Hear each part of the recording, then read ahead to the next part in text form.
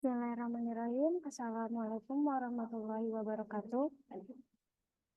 Selamat pagi Bapak, Ibu, serta teman-teman sekalian. Salam sejahtera untuk kita semua. Selamat datang peserta mabar hari ini. Perkenalkan, saya Gusmi Minal Janati yang akan memandu acara pada mabar episode 42 dengan tema penggunaan arsip pelayanan penggandaan atau copy arsip. Saya ucapkan terima kasih dan selamat datang kepada Kepala Bagian Tata Naskah dan Kearsipan, Ibu Lucy Komalasari, SSIT MAP, Kepala Subbagian Kearsipan, Ibu Wahyunintias Kusuma Dewi, SSI, dan juga narasumber kita yaitu Mbak Ana. Sebelum kita menuju ke inti materi hari ini, saya punya games untuk Bapak dan Ibu terkait tebak gambar. Jadi Bapak dan Ibu perlu untuk menyusun sebuah deskripsi gambar menjadi satu kalimat. Baik, saya izin untuk share screen.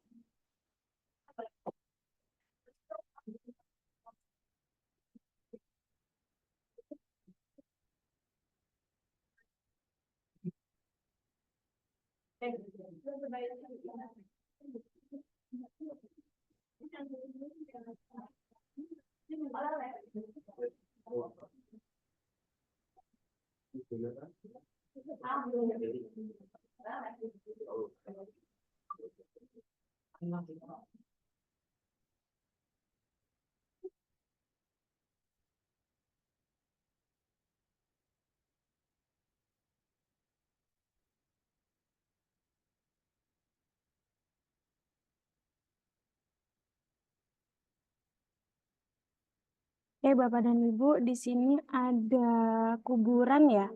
Lalu ada hewan. Boleh dijawab Bapak dan Ibu, di sini jawabannya apa? Mati rasa. Mati rasa.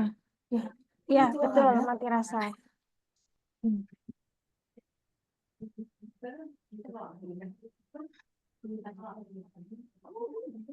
Baik, untuk soal selanjutnya. Sebentar Bapak Ibu, agak nge-lag memang.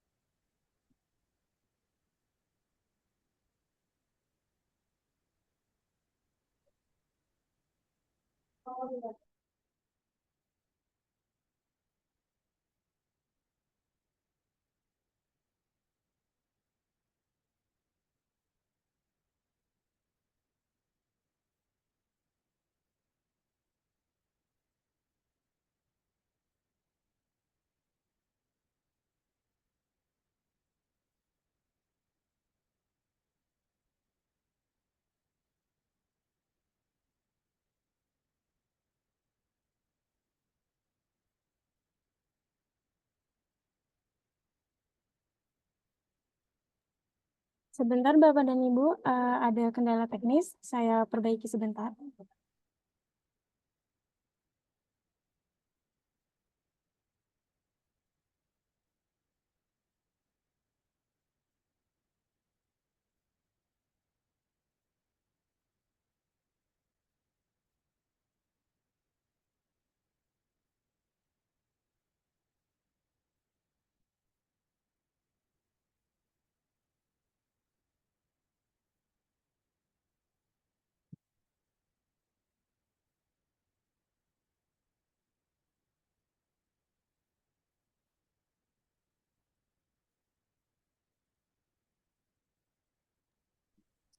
Izin Bapak dan Ibu, sepertinya kendalanya berlanjut, jadi kita selesaikan saja gamesnya.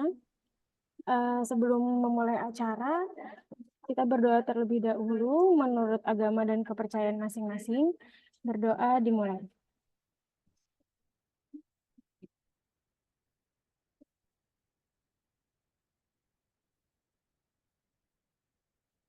Berdoa selesai. Baik, kalau gitu kita langsung masuk ke materi aja ya Mbak Ana. Izin untuk Bapak Ibu peserta dimohon untuk mengaktifkan kamera sebelum materi kita dipaparkan oleh Mbak Ana. Kepada Mbak Ana, waktu dan tempat kami persilahkan. Baik, terima kasih Mbak Gusni. Assalamualaikum warahmatullahi wabarakatuh. Selamat pagi Bapak Ibu. Kembali lagi bersama saya dalam kegiatan rutin kita yaitu Mabar yang kebetulan sekarang sudah ke episode ke-42 yaitu penggandaan kopi arsip. Sebelumnya, apakah suara saya terdengar jelas Bapak Ibu? Terdengar, Mbak. Baik, Jelas, terima Mbak. kasih. Saya izin share screen ya kalau begitu.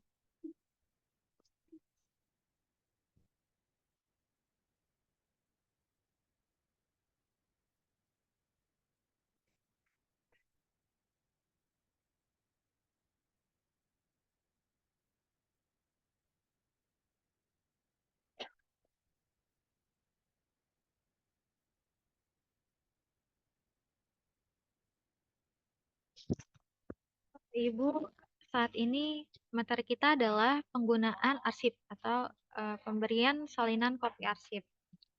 Dalam daur hidup arsip itu terdiri dari kegiatan penciptaan, penggunaan, pemeliharaan, dan penyusunan arsip atau yang biasa kita sebutkan sebagai tata kelola naskah dinas itu sendiri. Nah, sebelumnya kita sudah melewati pembelajaran mengenai penciptaan arsip itu sekitar episode 13 sampai dengan episode 24 Mabar yang diagendakan pada Januari dan April 2024 kemarin, yang dimana mengingatkan kembali bahwa pembuatan penerimaan arsip dilakukan berdasarkan Permen ATR KABPN nomor 9 tahun 2018 tentang pedoman tata naskah dinas dan nomor 10 tahun 2018 tentang kode klasifikasi arsip melalui manajemen korespondensi dan tata naskah elektronik yang dilakukan melalui e-office atrbpn.go.id. Nah, saat ini kita merujuk pada tema kita hari ini yaitu penggunaan arsip, khususnya adalah pelayanan kopi arsip, di mana penggunaan tersendiri itu ada pelayanan kopi arsip, ada legalisir arsip, dan peminjaman arsip asli yang dilakukan berdasarkan sistem klasifikasi dan akses arsip dinamis. Nah, selanjutnya yang perlu kita ketahui, arsip adalah rekaman kegiatan atau peristiwa dalam berbagai bentuk dan media sesuai dengan teknologi informasi dan komunikasi yang dibuat dan diterima oleh lembaga negara, pemerintahan daerah, lembaga pendidikan, perusahaan, organisasi politik, organisasi kemasyarakatan, dan perseorangan dalam pelaksanaan kehidupan bermasyarakat, berbangsa, dan bernegara. Lalu ada kearsipan, adalah hal-hal yang berkenaan dengan arsip. Penyelenggaraan kearsipan adalah keseluruhan kegiatan meliputi kebijakan, pembinaan kearsipan, dan pengelolaan arsip dalam suatu sistem kearsipan nasional yang didukung oleh sumber daya manusia, prasarana dan sarana, serta sumber daya lainnya. Lalu ada pengelolaan arsip dinamis, yang dimana ini khususnya di Kementerian ATN BPN memang pengelolaan arsip dinamis adalah proses pengendalian arsip dinamis secara efisien, efektif, dan sistematis meliputi penciptaan, penggunaan, dan pemeliharaan serta penyusutan arsip, di mana definisi ini melalui Undang-Undang 43 tahun 2009 tentang kearsipan. Tujuannya apa sih? Yaitu untuk menjamin terciptanya arsip pada pencipta arsip, lalu menjamin ketersediaan arsip yang otentik dan terpercaya, selanjutnya menjamin terwujudnya pengelolaan arsip yang andal dan pemanfaatan arsip, lalu menjamin perlindungan kepentingan negara dan hak-hak keperdataan rakyat, lalu mendinamiskan penyelenggaraan kearsipan nasional, lalu menjamin keselamatan dan keamanan arsip, selanjutnya menjamin keselamatan aset nasional dalam bidang ekonomi, sosial, politik, budaya, pertahanan, serta keamanan sebagai identitas dan jati diri bangsa. Selanjutnya, meningkatkan kualitas pelayanan publik dalam pengelolaan dan pemanfaatan arsip.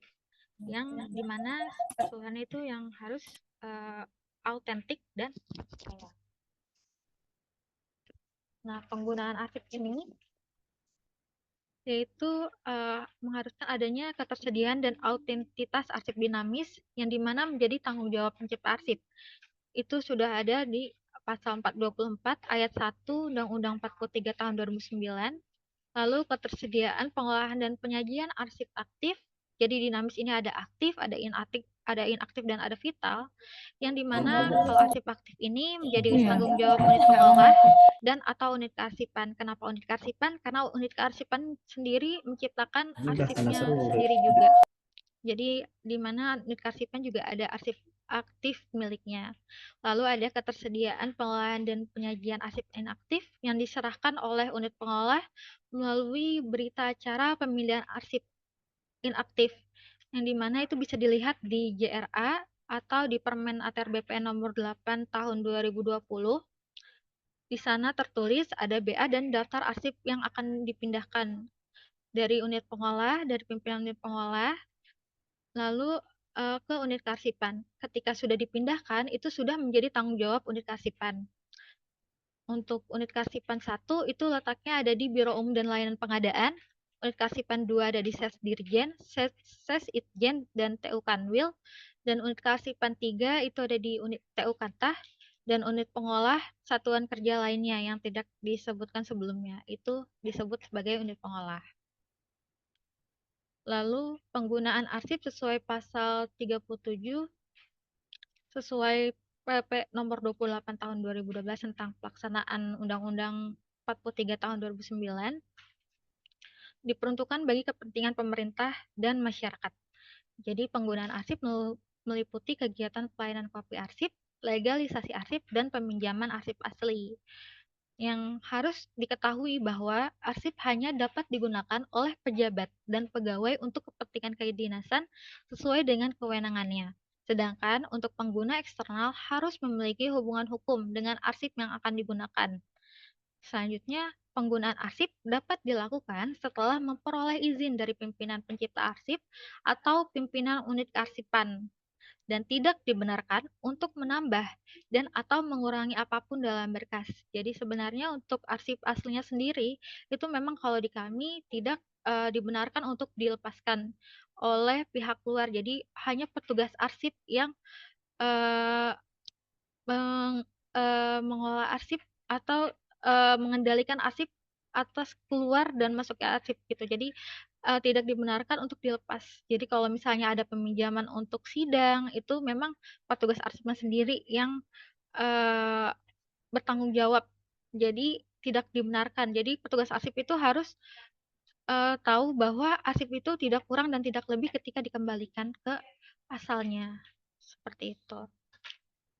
Lalu untuk dasar hukumnya sebenarnya ada di Sistem Klasifikasi Keamanan dan Akses Arsip Dinamis yang merupakan aturan pembatasan hak akses terhadap fisik, media, dan informasi arsip. Yang dimana untuk dasar menentukan keterbukaan dan kerahasiaan arsip dalam rangka untuk pelayanan arsip.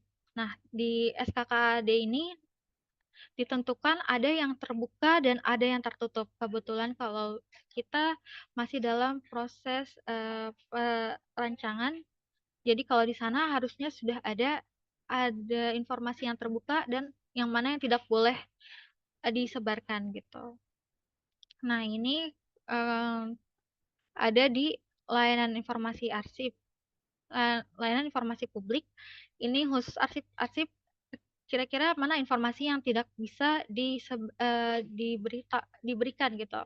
Nah, ini informasi publik yang tidak dapat diberikan ada di pasal 20, yaitu informasi yang dapat membahayakan negara, informasi yang berkaitan dengan kepentingan perlindungan usaha dan dari persaingan usaha tidak sehat, lalu ada informasi yang berkaitan dengan hak pribadi, ada informasi yang berkaitan dengan rahasia jabatan, lalu informasi yang diminta belum dikuasai atau didokumentasikan, dan atau informasi publik yang dikecualikan. Itu bisa dilihat kalau informasi publik ini dikecualikan itu di Undang-Undang KIP. Nah, ini tata caranya gimana sih? Yang pertama, pemohon mengajukan surat permohonan penggandaan arsip pada unit kearsipan yang ditandatangani oleh pemohon dengan mencantumkan nomor dan perihal dokumen yang akan digandakan, atau dapat menambahkan informasi lain yang sesuai dan memungkinkan untuk dicantumkan. Lalu ada maksud dan tujuan penggandaan arsip dan alamat lengkap pemohon untuk proses pengiriman penggandaan arsip serta narah hubung. Selanjutnya, pemohon melampirkan surat kuasa bertanda tangan di atas materai atau surat kuasa yang dilegalisi oleh notaris apabila permohonan dikuasakan. Lalu pemohon melampirkan kopi identitas pemohon, KTP atau KITAS, dan atau pemberi dan penerima kuasa apabila dikuasakan. Pemohon wajib memiliki hubungan hukum dengan arsip yang akan diminta penggandaaannya. Dalam hal pemohon adalah badan hukum, maka dilampirkan kopi akta pendirian atau perubahan perusahaan yang dilegalisasi. Selanjutnya, dalam hal pemohon adalah internal kementerian, maka surat permohonan berupa naskah dinas yang ditandatangani oleh pejabat yang berwenang.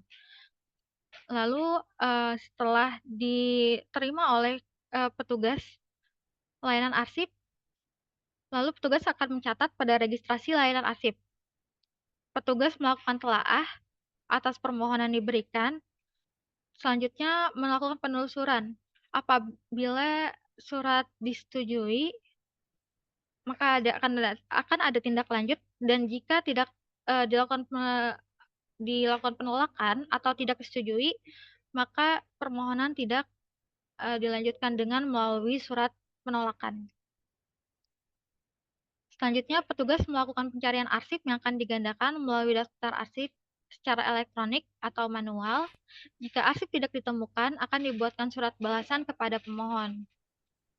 Lalu, petugas mengambil arsip dari tempat penyimpanannya dengan memberi tanda keluar atau out indikator sebagai pengganti arsip yang diambil. Jadi, arsip diambil, nanti penggantinya adalah out indikator, yang dimana pertanda kalau arsip tersebut tidak sedang berada dalam tempatnya gitu. Lalu ada petugas menyerahkan hasil pengadaan arsip yang sudah dibubuhkan tanda tangan dari fungsi pengamanan fisik dan informasi arsip kepada pemohon. Lalu ada tanda bukti bahwa pemohon telah menerima hasil pengadaan arsip dan atau petugas telah mengirimkan hasil pengadaan arsip berupa paraf atau tanda tangan pemohon pada registrasi layanan arsip. Biasanya di buku, biasanya kami dituliskan di buku jika dikirimkan secara internal, atau bisa menggunakan tanda bukti pengiriman pos seperti itu. Lalu ada petugas menyimpan kembali arsip dengan memeriksa kelengkapan dan kondisi arsip serta menuliskan tanggal kembali serta membubuhkan paraf pada tanda keluar atau out indikator. Dan petugas bertanggung jawab penuh atas kelengkapan dan keutuhan arsip sesuai dengan kondisi saat diambil. Di sini bisa dilihat di bit.ly SOP kearsipan. Nah, ini contoh kopi arsipnya, kita membubuhi barcode. Ini berdasarkan pasal 111 dari Perka Anri nomor 5 tahun 2021 tentang Pedoman Umum Tata Naskah Dinas. Dan perlu diketahui bahwa arsip di Kementerian atau BPN merupakan arsip vital yang berdampak hukum yang telah disebutkan sebelumnya, bahwa arsip yang dipinjam atau dipergunakan harus mempunyai hubungan hukum karena yang kita miliki adalah arsip vital. Maka dari itu perlu dilakukan pembubuhan barcode dan watermark pada hasil kopi arsip sebagai bentuk pengamanan arsip. Jadi nanti di situ bisa di-tracking isinya itu ada apa. Siapa sih kalau misalnya amit-amit informasi tersebut tersebar, kita bisa tracking di barcode tersebut kira-kira asalnya dari mana, atas permintaan siapa, dan atas nota dinas yang mana gitu. Jadi bisa tertelusur seperti itu, Bapak Ibu. Lalu barcode ini sebagai apa sih? Sebagai identitas dan membuat informasi dasar dilakukannya kopi arsip tersebut. Dan watermark sebagai identitas instansi yang mengeluarkan kopi arsip. Seperti ini bentuknya. Dan biasanya kita melakukan barcode atau membuat barcode itu di laman barcode.techstripit.com. Jadi di sini nanti pilihnya 2D codes, khususnya PDF 417. Izin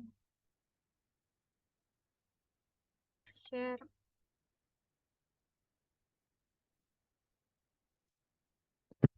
Nah, ini adalah laman dari barcode.tech.it.com. Ini adalah online barcode generator. Di sini kita pilih yang kode 2 dimensi atau 2D codes. Di sini pilih PDF 417. Biasa kami menggunakan itu. Terus ada di sini kopi surat keputusan Menteri Agraria, bla bla bla, nomor permohonannya, atas permintaan siapa, nomor surat masuknya berapa, kopinya kopi berapa, ke berapa dikeluarkan. Nah, ini nanti kalau misalnya ini diubah, jangan lupa untuk di-refresh karena perubahan sedikit apapun akan merubah barcode yang ada di sini, di-refresh, baru nanti di-download. Pemberiannya ini dilakukan ketika arsip sudah di-copy, nanti di-print kembali dengan memprint, kita memprint ininya aja sih, barcode-nya aja. Tapi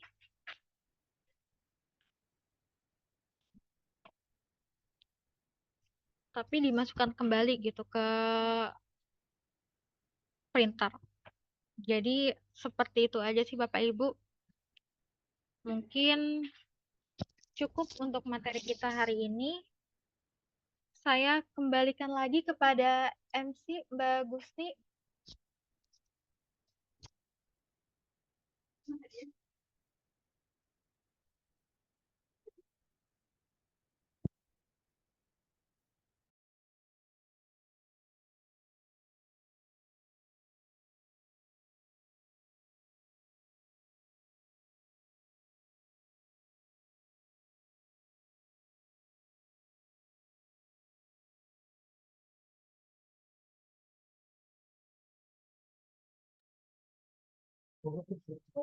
Baik, terima kasih Mbak Ana atas paparannya.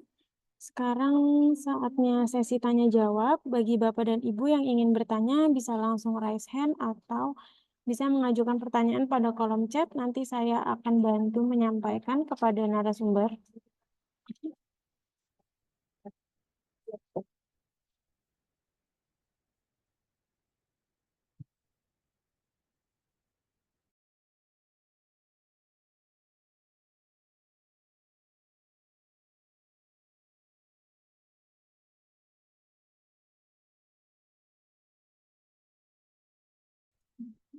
Izin Mbak, bisa bertanya Bu? Baik, boleh Bapak. Ya Bu, dengan Hasan dari Kanwil BPN Jawa Barat. Iya Bapak silakan pertanyaannya Bapak Hasan. Nah, ini mumpung masih fresh, kalau ingat. Ini terkait informasi publik, itu kan ada yang kopi arsip itu Bu ya. Kemarin Kanwil BPN Jawa Barat baru mengikuti sidang, Bu, sidang di Komisi Informasi Pusat. Dia sebenarnya mah eh, ada dari pihak pengacara lah, dia meminta salinan warkah berupa SK. Pengajuannya dia awalnya itu ke PPD Jabar. Cuman dia ngajuin keberatannya ke kementerian. Kan harusnya itu dia ngajuin keberatan itu kemana? Ke atasan PD, ya berarti Pak Kanwil Jawa Barat ya. Cuman dia ternyata mengajunya ke mana? Ke kementerian lah, ke Pak Sekjen mungkin yang mengajuin itu. Nah kemarin kita sudah ada sidang di Komisi Informasi. Kami sudah ditanya mengenai mekanisme PPD di kita nih, dari mulai kami sampai ke pusat. Nah, dari hasil kemarin sidang itu, eh, keberatannya itu dipahami oleh Komisi Informasi karena ketidaktahuan si siapa si pengacaranya kenapa dia harusnya mengajukannya ke atasan PPD Kanwil Jabar malah malah mengajukannya ke kementerian tapi tetap diterima oleh Komisi Informasi alasannya ketidaktahuan si pengacara. Jadi kemarin itu sidang tetap lanjut. Nah, hasil rekomendasi kemarin kalau kita kan menolak permohonan informasinya karena tidak ada hubungan hukum dengan warkahnya karena dari pihak pengacara lah ada itu. Jadi ini sentuh. Nah, dia menyaratkan kenapa dikecualikan, apakah sudah ada uji konsekuensi terlebih dahulu atau belum? Nah, karena memang jabat belum ngajukan konsekuensi. Nah, maksud saya itu untuk pengajuan uji konsekuensi ini kita bersurat ke pusat kan Bu ya, untuk melaksanakan uji konsekuensi terhadap permohonan dari pengacara ini ya. Nanti mekanisme seperti eh, apa yang kita siapkan, itu mungkin sementara itu dulu. Ya,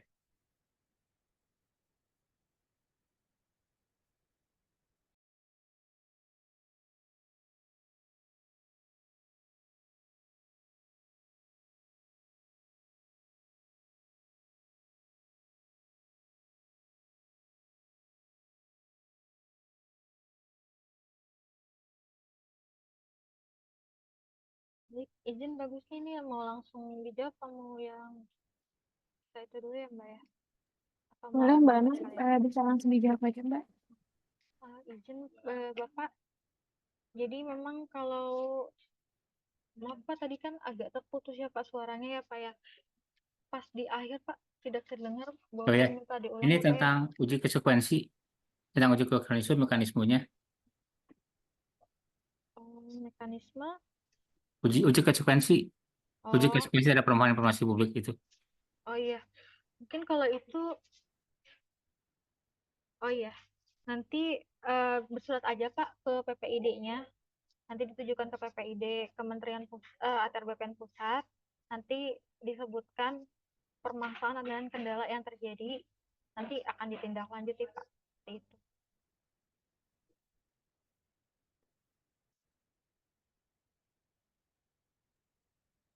Gimana Pak? Apa Oh, masih belum jelas atau gimana? oh ya, cuman cukup bersurat ya nanti yang Hmm, dibahas antara Biro Humas ya dengan Kanwil berarti ya. iya, iya, betul, betul, betul Pak. Oke oke. Baik baik Pak. Terima kasih Pak. Iya, iya Pak, sama-sama Pak. Terima kasih Bapak Hasan atas pertanyaannya. Izin Mbak Ana, di sini ada pertanyaan dari Bapak Zainuddin. Boleh. Silakan Bapak.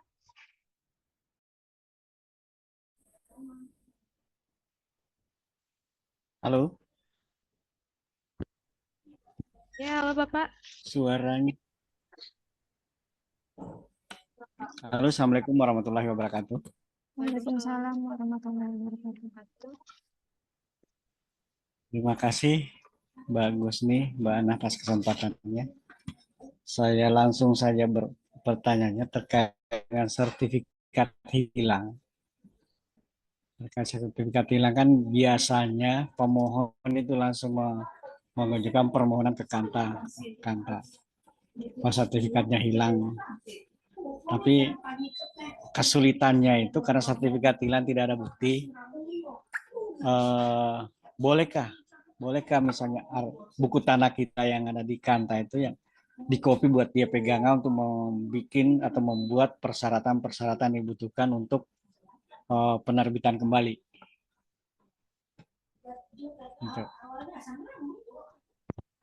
Atau yang kedua misalnya karena banyak yang terjadi nih Mbak, masyarakat punya sertifikat tapi tidak tahu lokasinya. Nah, mengajukan ke kantor untuk mengetahui koordinat lokasinya itu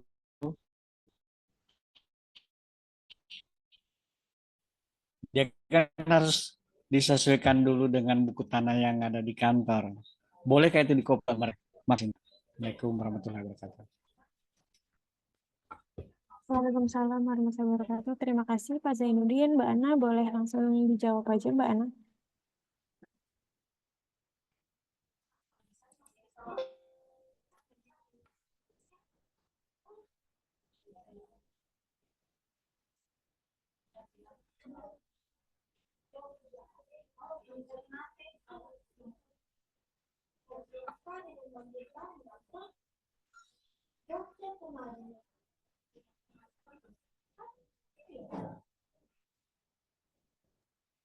Baik, izin Bapak, izin menjawab. Kalau tidak salah menangkap tadi sertifikatnya hilang.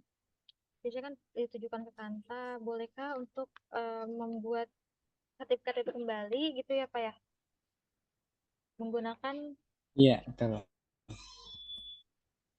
sebenarnya boleh-boleh saja Pak.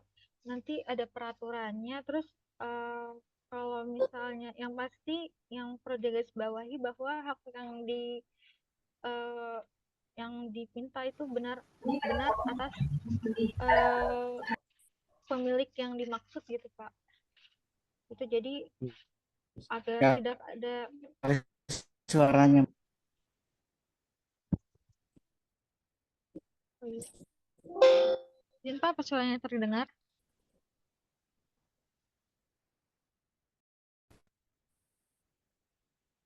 kecil baru putus-putus suaranya. Halo.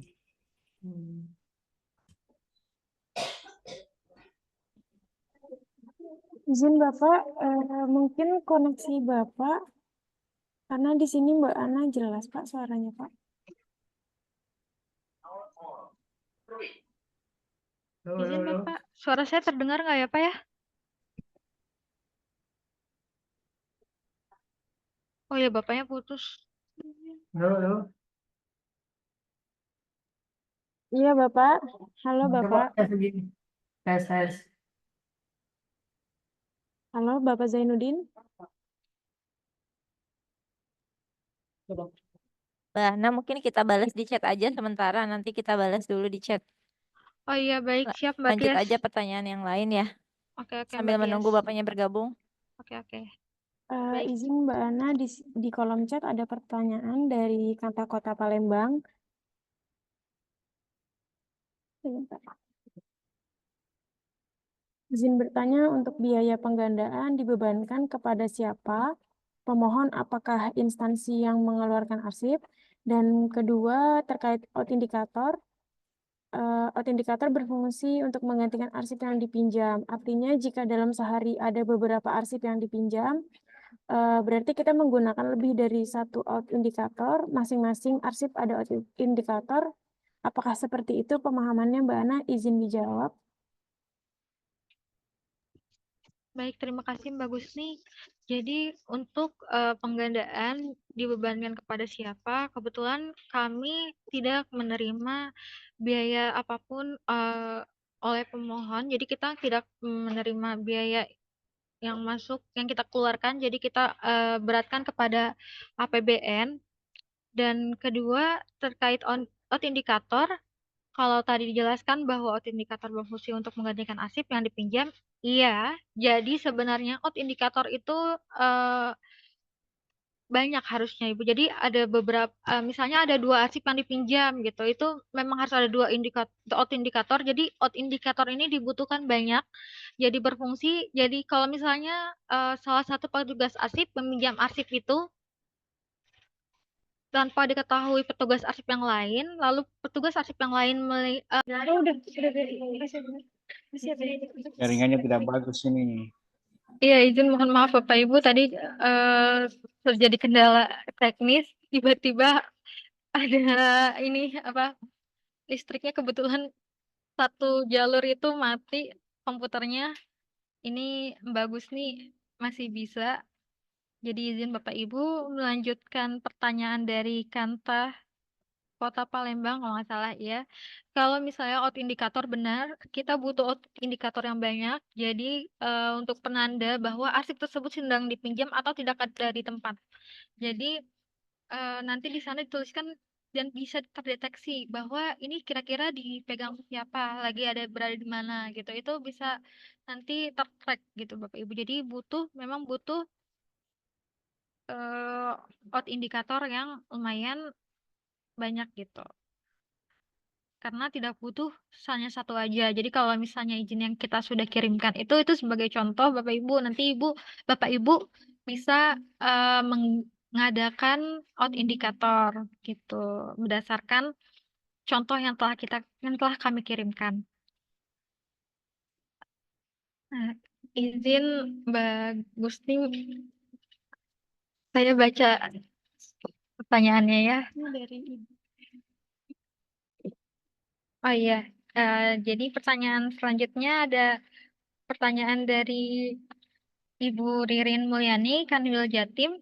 Izin bertanya, apakah penggunaan cap untuk legalisir masih dipakai dalam pemberian fotokopi arsip? Kalau masih dipergunakan, cap tulisannya seperti apa? Jadi benar, kita masih ada legalisir juga. Jadi tadi setelah disebutkan sebelumnya ada kopi, ada legalisir, dan ada peminjaman asli. Untuk peminjaman asli ini bisa peminjaman asli, mohon maaf, maksud saya untuk legalisir, ini kami menggunakannya seperti ini, Bapak Ibu.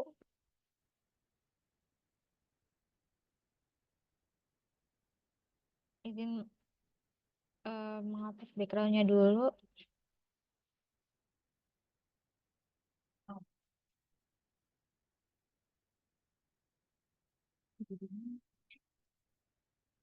Jadi seperti ini Bapak Ibu, di sini untuk legalisir yang biasa kami gunakan, itu ada nomor, tanggal, lalu ada keterangan fotokopi sesuai dengan aslinya dipergunakan untuk apa, sesuai dengan pernyataan dari pemohon. Lalu di sini ada Kepala Biro Umum dan Layanan Pengadaan, UB Kepala Bagian Tata Naskah dan Kearsipan, Ibu Lusri. Nanti Ibu Lusri akan menandatangani permohonan legalisir tersebut, dan di mana nanti setiap lembar yang dimohonkan itu diberikan stempel seperti itu Bapak Ibu. Jadi yang pasti yang kita bisa berikan legalisir adalah yang kita ciptakan atau yang kita keluarkan. Nah, itu yang bisa kita berikan. Untuk surat dari luar, seperti surat warka lainnya, seperti surat misalnya dari daerah, dari Pemda daerah, atau dari pemohon itu sendiri, kita tidak bisa melakukan legalisir. Karena itu tidak sesuai dengan kewenangan kita. Seperti itu, Bapak Ibu.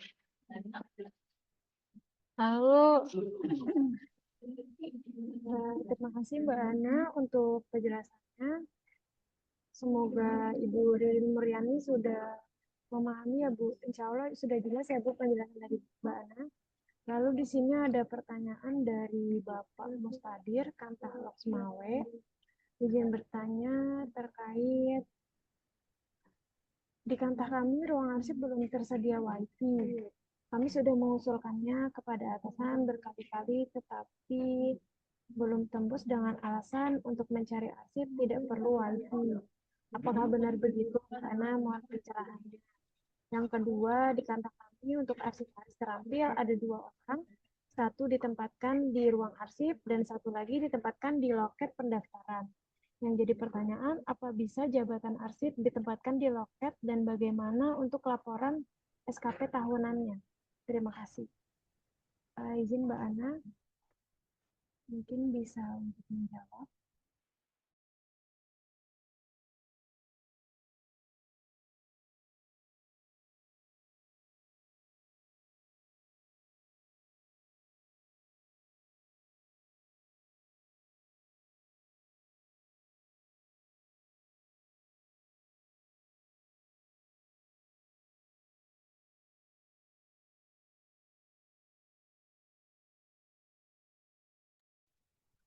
izin mohon maaf Bapak Ibu, jadi untuk menjawab tadi pertanyaan dari Bapak Mustadir dari kata Loksmawe ya, bagus nih.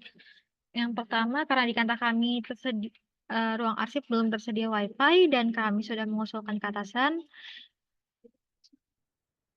Oh ya,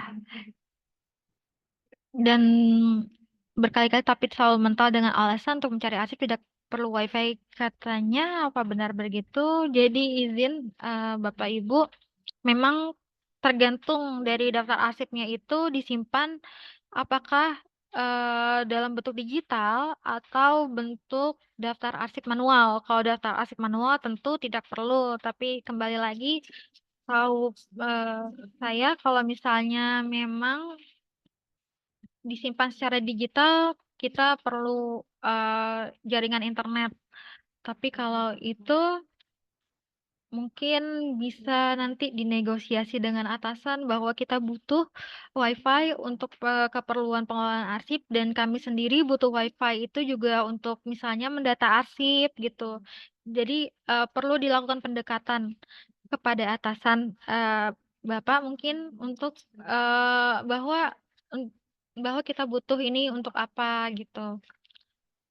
Lalu mohon pencerahan yang kedua di kantor kami untuk arsiparis terampil ada 2 orang, satu tempat di ruang arsip dan satu lagi tempat di loket. Memang kalau misalnya tugas arsiparis terampil itu sudah ada di Permen Pan RB dan Perkaanri bahwa arsiparis terampil memang ditugaskan untuk mengelola arsip, tidak untuk di loket. Nah, kalau untuk SKP tahunannya, saya juga masih belum paham untuk kalau misalnya ditempatkan di loket untuk seperti apa. Mungkin Mbak Tias bisa menjawab, Mbak. Izin Mbak Tias. Ya. Assalamualaikum warahmatullahi wabarakatuh. Ini kepada Pak Mustadir ya, ini mungkin selaku arsiparisnya mungkin ya di kantor Lok Sumawe. Tadi saya lihat memang ada 2 arsiparis yang ada di kantor Kota Lok Sumawe.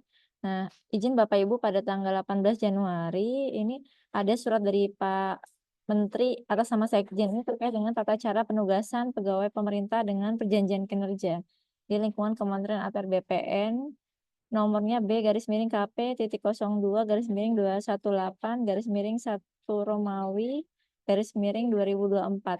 Nah, ini sudah disampaikan bahwasanya diminta kepada pegawai pemerintah dengan perjanjian kinerja ini yang memang bertugasnya sesuai dengan bidangnya itu diharapkan melaksanakan tugas sesuai dengan tupoksinya. Dalam hal ini untuk arsiparis, karena ini suratnya terkait dengan arsiparis ya Bapak Ibu, ini diminta agar melaksanakan tugasnya sesuai dengan yang bersangkutan. Jadi sesuai dengan tugas fungsinya yang bersangkutan, tidak boleh diberikan penugasan lainnya.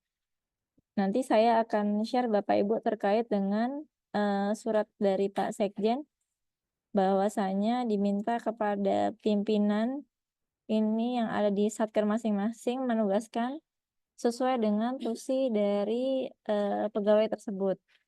Nah, ini nanti mohon supaya nanti Bapak Mustadir ini bisa menyampaikan ya Mas ya kepada pimpinannya ya. Karena ada surat dari Pak Sekjen agar nanti bisa benar sesuai dengan SKP yang dilaporkan seperti itu. Karena SKP-nya pasti bunyinya tadi sesuai yang sudah dijelaskan oleh Mbak Ana harus mengelola arsipnya. Apalagi terampil yaitu teknis sekali membuat daftar arsip misalnya. Lalu ada membuat usulan musnah seperti itu. Nah, ini kalau bisa tidak ditempatkan di loket ya, karena mungkin sehubungan dengan adanya pegawai baru nih, pimpinan menugaskan bisa di mana saja gitu kan ya. Nanti coba disampaikan ke pimpinan bahwasanya ada surat dari Pak Sekjen, diharapkan para pegawai pemerintah dengan perjanjian kinerja ini bisa bertugas sesuai dengan masing-masing tusinya. Nanti akan coba saya sampaikan di chat ini ya Bapak Ibu. Terima kasih. Terima kasih Mbak Tias atas penjelasannya. Mbak Ana, di sini ada lagi masukan dari Bapak atau Ibu Insani bahwa beliau memberikan saran terkait pembubuhan legalisir kiranya dapat disampaikan dengan surat edaran dari Kementerian. Baik Bapak, kami sampaikan kepada subak kami untuk sarannya. Terima kasih. Lalu di sini ada pertanyaan lagi dari Kantor Pertanahan Kota Semarang. Izin Bu Ana ingin menanyakan perihal out indikator sesuai Perkaanri nomor 9 tahun 2018 pasal 1 menyebutkan out indikator adalah alat yang digunakan untuk menandai keluarnya arsip dari laci atau filing kabinet. Untuk peminjaman warkah sendiri, apakah menggunakan sarana out indikator? Mbak Ana, mohon dijawab.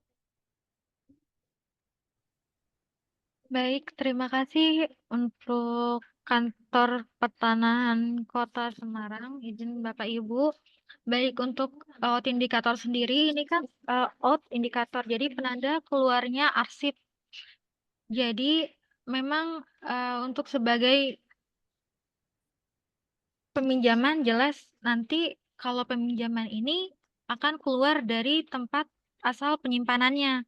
Oleh karena itu, kita membutuhkan sarana out indikator sebagai penanda bahwa arsip tersebut tidak di tempat.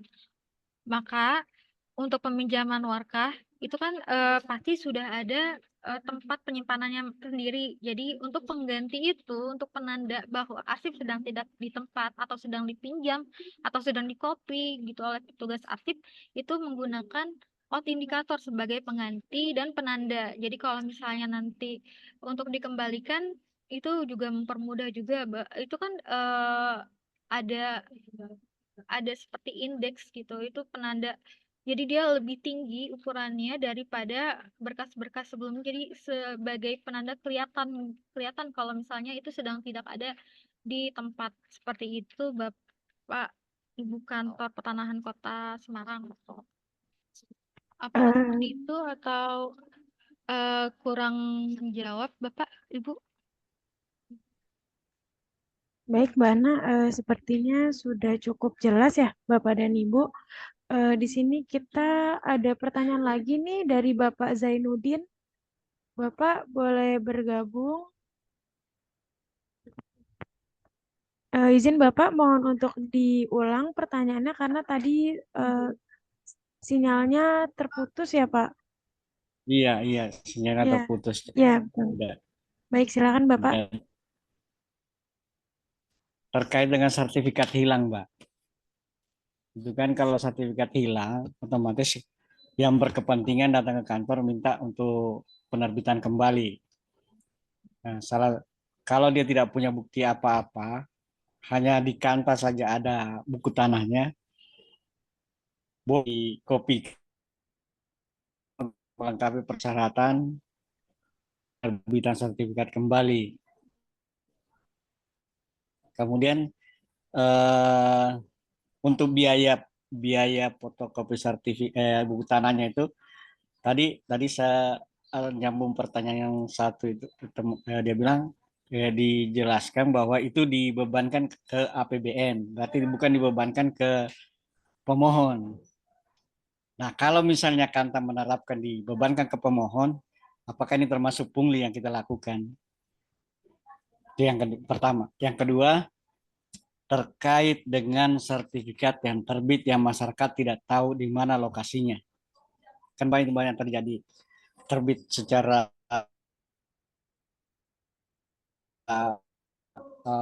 apa namanya sertifikat secara global tapi masyarakat tidak tahu itu lokasinya di mana. Nah, ini banyak terjadi di Kantabol, mereka tidak tahu. Jadi untuk bermohon ke kantor tidak ada pegangan yang dia pegang. Jadi bolehkah ya sama tadi, bolehkah buku tanah dia pegang untuk menentukan kembali tanah yang setelah didistribusikan ke mereka. Demikian, Mbak. Makasih. Baik, terima kasih Bapak Zainuddin. Izin Mbak Ana mungkin bisa minta tolong untuk dijawab, Mbak.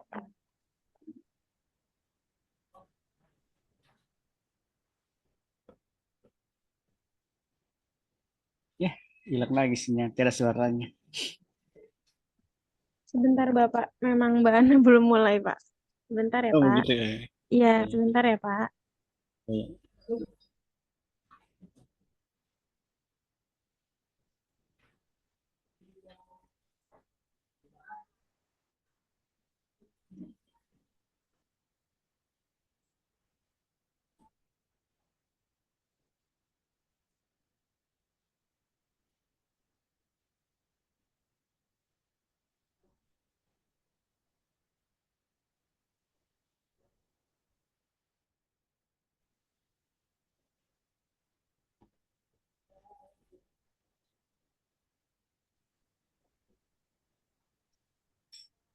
Izin menjawab Bapak Zainuddin. Jadi yang pertama itu sertifikat hilang dan mereka untuk menerbitkan kembali apakah bisa menggunakan yang ada di kantor gitu ya Pak ya, yang pertama ya. Ya. Nah, izin untuk permohonan untuk sertifikat hilang itu bisa bermohon kembali atau melakukan permohonan pembuatan sertifikat karena hilang. Jadi itu beda prosedurnya, itu harus bermohon karena sertifikat tersebut hilang gitu, Bapak. Untuk yang kedua, pemohon dapat diberikan sertifikat pengganti apabila ada hubungan hukum antara objek dan subjek yang dimohonkan.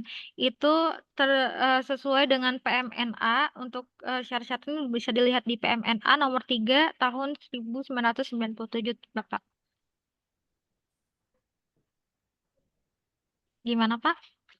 Oke, jadi pada dasarnya bisa diberikan, dikopikan. Yang penting nama di sertifikat di buku tanah itu sama dengan pemohon, begitu maksudnya? Bisa. Tidak bisa dikopikan, Pak. Kalau misalnya sertifikat karena hilang, pemohon mengajukan pembuatan sertifikat karena hilang. Jadi tidak bisa kita memberikan gitu, Bapak. Oh, memang aturannya tidak boleh diberikan begitu. Iya, betul, Bapak, betul. Terkait yang kedua Ya. tadi. Yang kedua itu yang pemohon dapat diberikan sertifikat pengganti apabila ada hubungan hukum, Pak. Jadi antara subjek dan subjeknya sesuai dengan PMNA nomor 3 tahun 1997, Pak. Bukan itu maksud saya gini. Ini pertanyaan yang kedua, Mbak, boleh komunikasi langsung. Jadi Boleh, silakan, Pak. distribusi tanah melalui PTSL Redis itu kan yang dulu-dulu itu hanya dibikin kotak begitu, baru ditaruh nama-nama di dalamnya, itu yang terbit sertifikatnya. Ini persoalannya, masyarakat tidak terima ini sertifikat, baru dia tidak tahu lokasinya di mana penempatannya.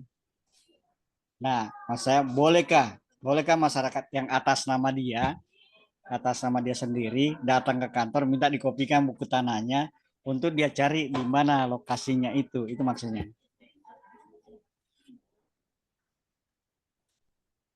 Masih lah.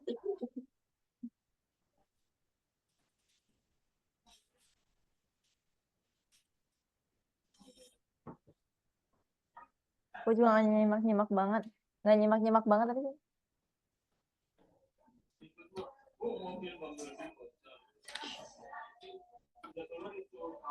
Bapak izin, Bapak tadi Bapak menanyakan apa, Pak? Tadi Pak yang kedua, Pak?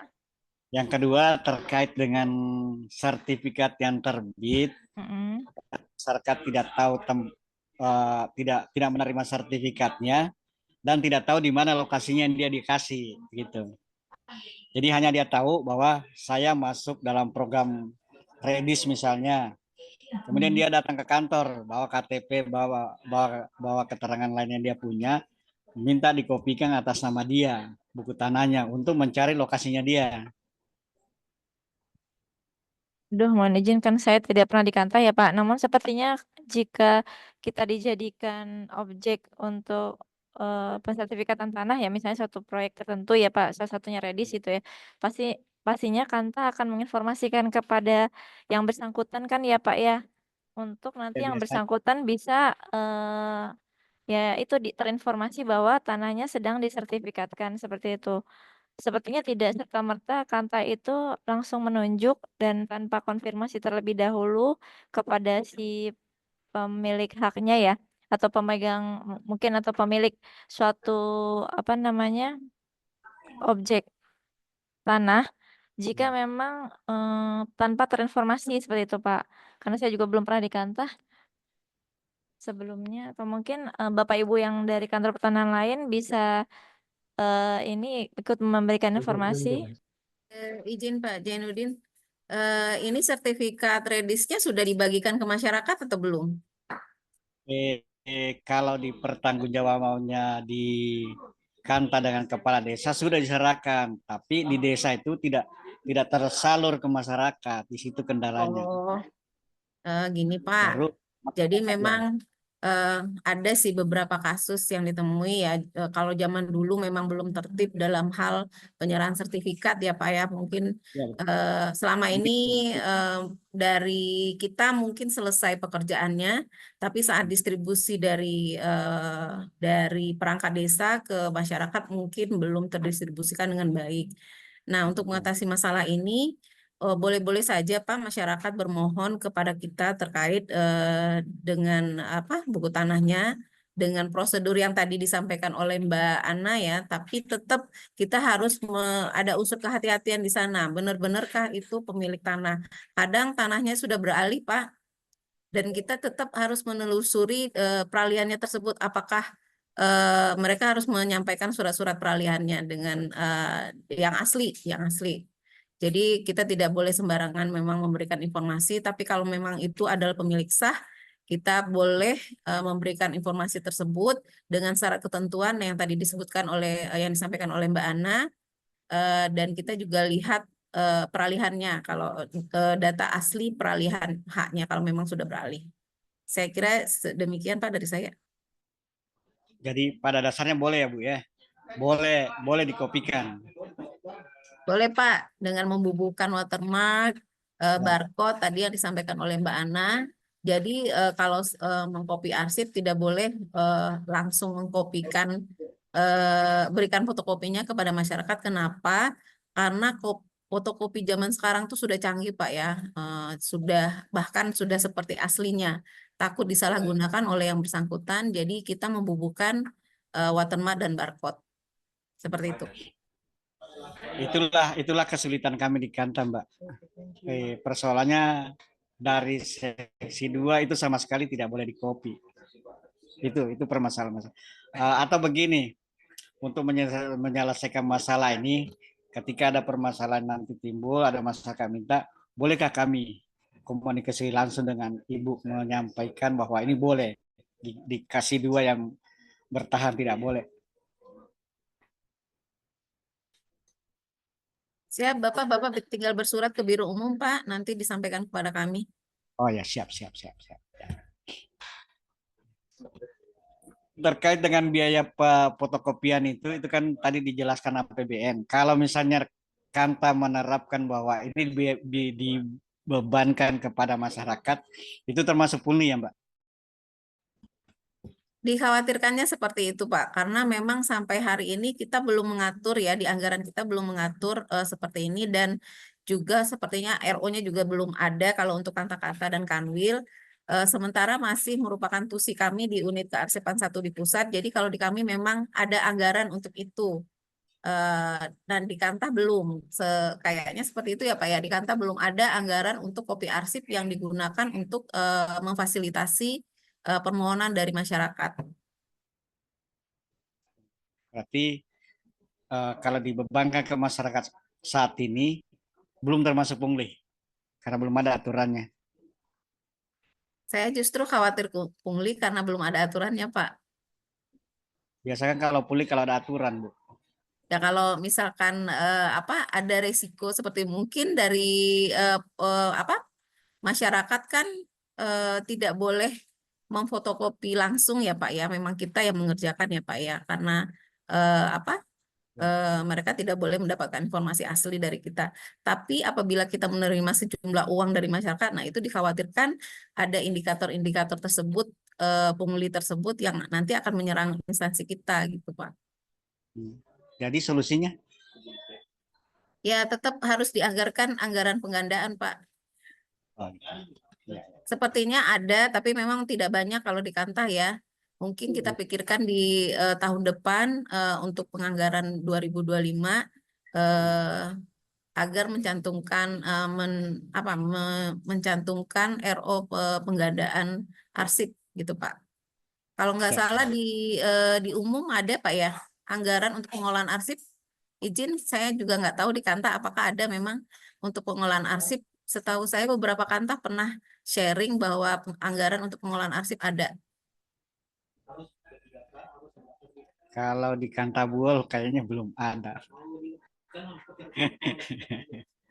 Pengolahan arsip. Izin Bapak, ada beberapa Kanta yang sudah melaksanakan pengolah arsip. Jadi para arsiparis atau pengolah arsipnya sudah memperoleh daya tahan tubuh. Kemudian beberapa perangkat kearsipan mungkin sudah ada. Bapak bisa memikirkan mulai hari ini mungkin dari anggaran yang ada bisa direvisi menjadi anggaran pengolahan arsip. Pak ya. Nanti kami komunikasikan dengan PU-nya. Ya, makasih. Baik, terima kasih Bu Kabak atas penjelasannya, Mbak Tias dan juga Mbak Ana. Izin Bapak dan Ibu, mungkin untuk sesi tanya jawab kali ini kita sudahi karena mengingat waktu kita terbatas. Setelah ini saya serahkan kepada rekan saya yang akan menampilkan games Kahoot. Silakan Mas Restu. Ya, siap. Terima kasih waktunya Mbak Gusni. Izin section Bapak Ibu sekalian.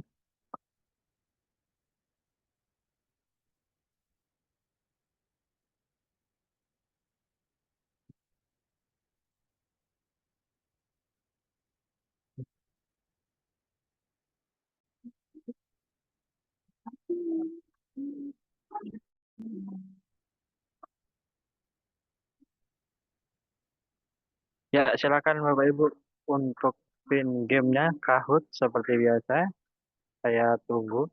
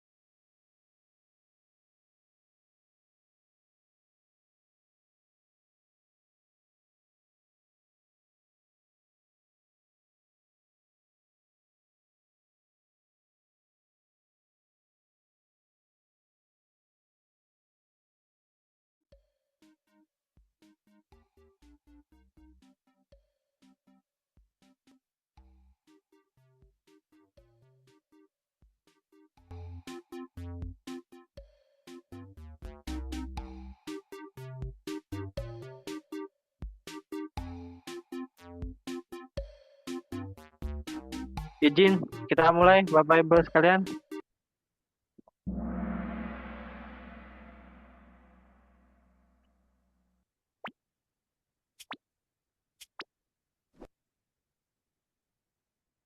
Oke, benar atau salah? KKKAA ditentukan berdasarkan sifat arsip yang dapat diakses terdiri dari biasa dan rahasia. Benar atau salah?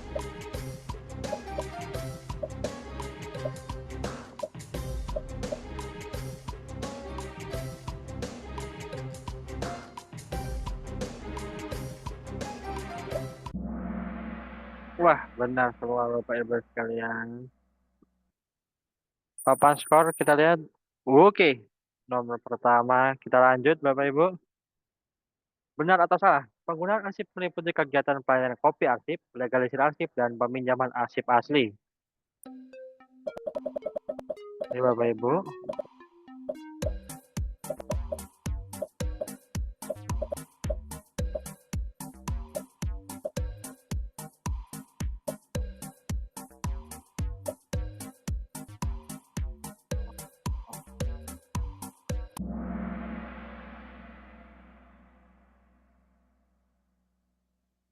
Kita lihat Bapak Ibu, siapakah posisi pertama? Posisi pertama sih. Oke, ya kita lanjut Bapak Ibu. Kegiatan penyusutan yang dilakukan di pengelola adalah pemindahan arsip inaktif. Benar atau salah?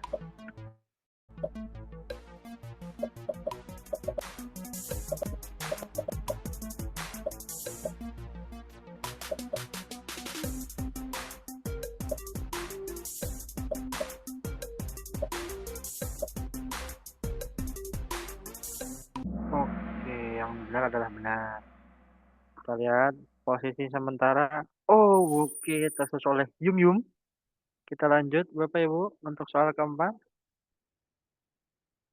Pemilihan arsip terdiri dari pemilihan arsip aktif, pemilihan arsip inaktif, dan alih media arsip. Benar atau salah?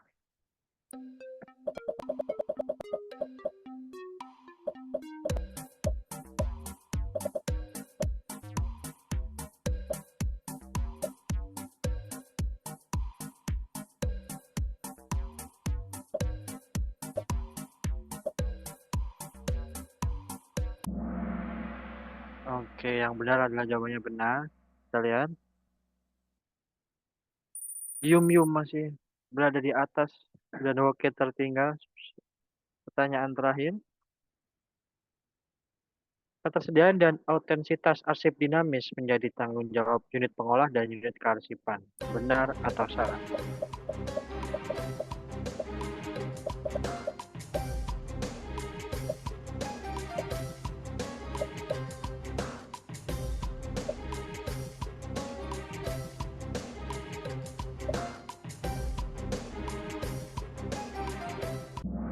Oh, jawaban yang benar adalah salah.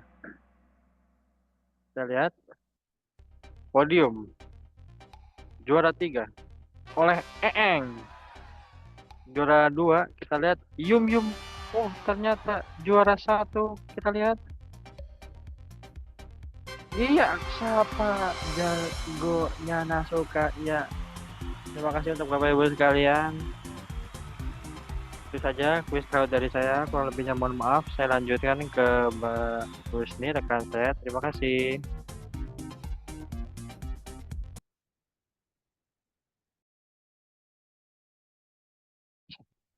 Terima kasih Mas Restu atas kuis Kahoot-nya dan Bapak Ibu yang telah ikut berpartisipasi.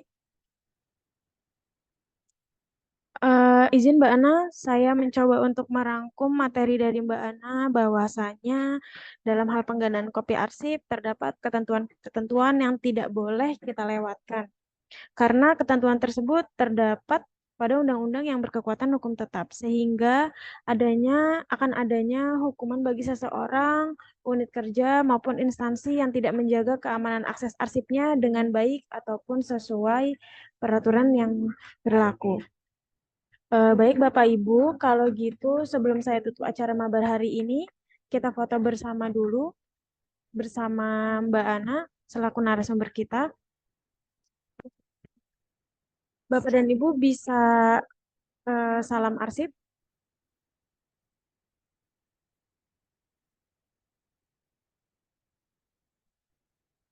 1, 2, 3. Baik, selanjutnya 1, 2, 3.